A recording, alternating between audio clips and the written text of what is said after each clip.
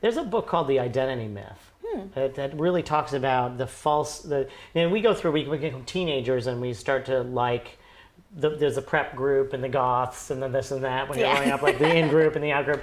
And at some point though, you determine who you want to be because you don't know yourself, right? You're still finding yourself. And it's all about consumerism though. It's about the identity myth is you one day to wake up deciding you want to be goth. And so you go buy a bunch of stuff that makes you look goth. But you're constantly chasing sort of this perception of who you want to be because you haven't found self. And if you don't change that habit when you're older enough to find self, to really consume you. We got to consume stuff anyways. Then people continue that habit, and it stays through life where we're just constantly chasing this myth of our identity, and we're all walking around with these sort of old childhood-based identities that we never shed because we didn't have moments like you had with your son that woke you up and said, my God, the only thing that matters is this right here. Yeah.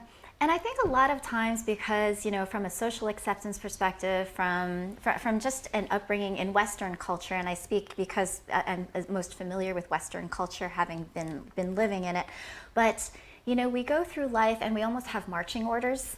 We almost feel like, you're supposed to go to school and then you're supposed to do this and then get a career and follow this rubric of society that we've kind of fabricated for ourselves.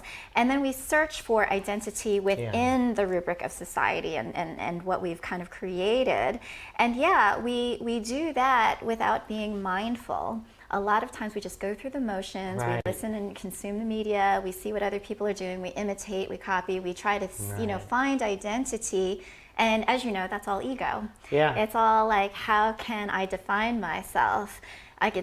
People define themselves by their roles. I'm a mother, I'm a sister, I'm a Christian, I'm a Jew, they have labels. It's like tags. It's just like tags. And so, I was, listening to a video by Prince EA recently who is like, you know what?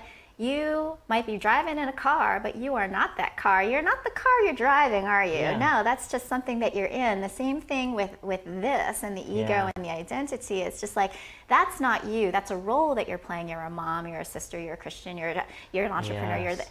Those are roles that we surround ourselves to try to get to some form of understanding ourselves. Yeah, that's right. And if we'd only take that quiet moment, and a lot of times it's done through meditation and through presence and through really, really getting to know yourself and really understanding who you are, you realize that the only reason why you're here and who you are is to be.